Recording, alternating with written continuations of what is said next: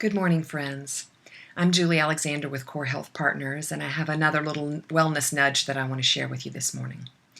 So I've been in nursing almost 30 years, and I've heard it said that what you don't know can't hurt you. But I want you to know that that's actually not true. There are a lot of things that can hurt you that you may not know about. A lot of the chronic disease that bothers us in our country today, and which can lead to disability and death, start out as processes that can be pretty invisible, and they don't actually show up as signs and symptoms until they're pretty far along.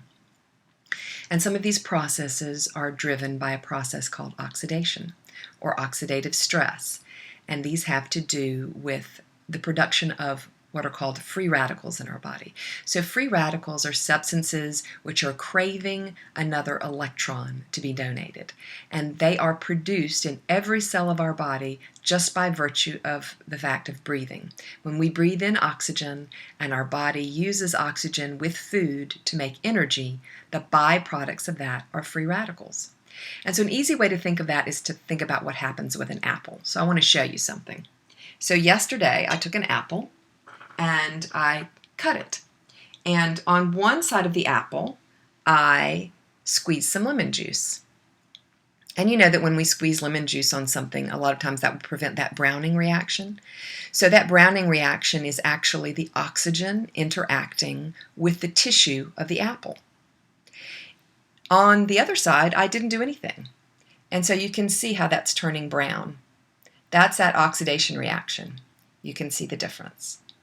Okay, so the acid or the antioxidant in the lemon juice helped protect this, because what that did was it bound with all of those things producing free radicals.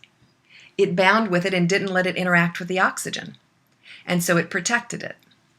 So antioxidants are things which bind with the free radicals to keep them from binding with other things inside our cells, whether that be lipids or the cell wall or the DNA. These little free radicals are just pinging around inside our cells looking for some other substance to sort of wrap their arms around them and bind them and make them more stable.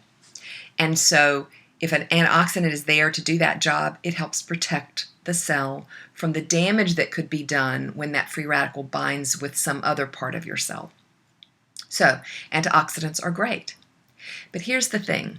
A lot of people think that by taking antioxidants, you can solve the problem of free radicals.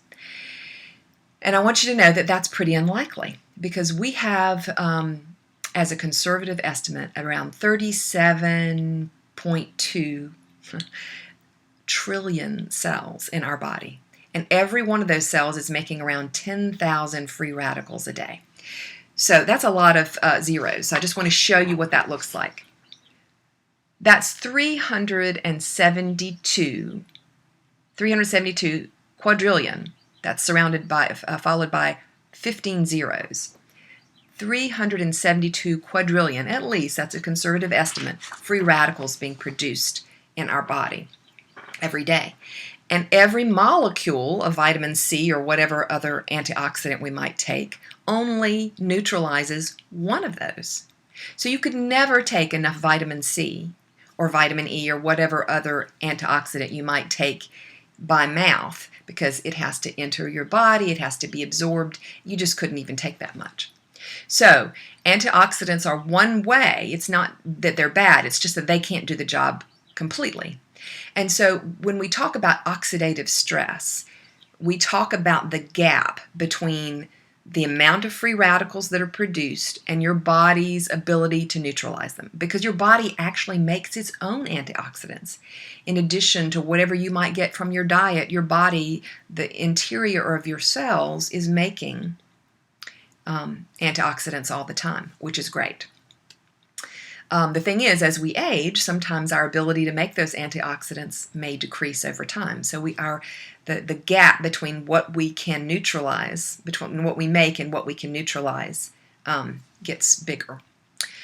So I'm going to talk about a few ways that you can deal with these free radicals and help reduce your oxidative stress. So one thing is, absolutely, you need to be eating a healthy diet. Folks estimate a minimum of 5 fruits and vegetables a day. Some folks say more like between 9 and 13. So a great rule of thumb is to think about filling half your plate with fruits and vegetables, or maybe eating 2 fruits or vegetables for every meal and 1 for every snack. That would move you in the right direction. So you can use that as a rule of thumb. Are you getting anywhere close to the number of fruits and vegetables that are recommended for you? Because not only do those have antioxidants in them, they also have substances which turn on your body's ability to make their own antioxidants, which is pretty cool. So food is very important. The other thing is you want to limit other things that can cause oxidative stress, because it's not just breathing that causes oxidative stress. We also get free radicals from toxins in the air, in the food, and in the water. We get it from cigarette smoke.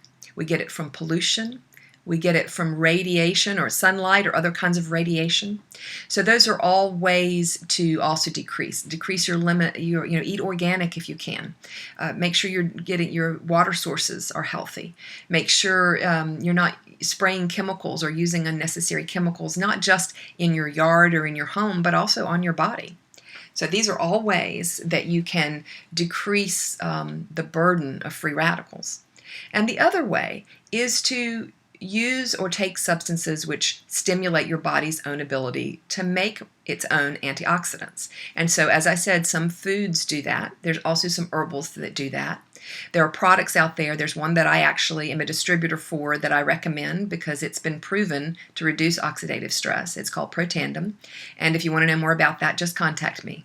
But there are a whole array of things that you can do, and it's important for everyone to reduce oxidative stress because oxidative stress contributes to aging and it contributes to disease.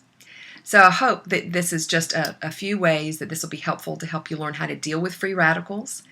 And in the meantime, may you be well.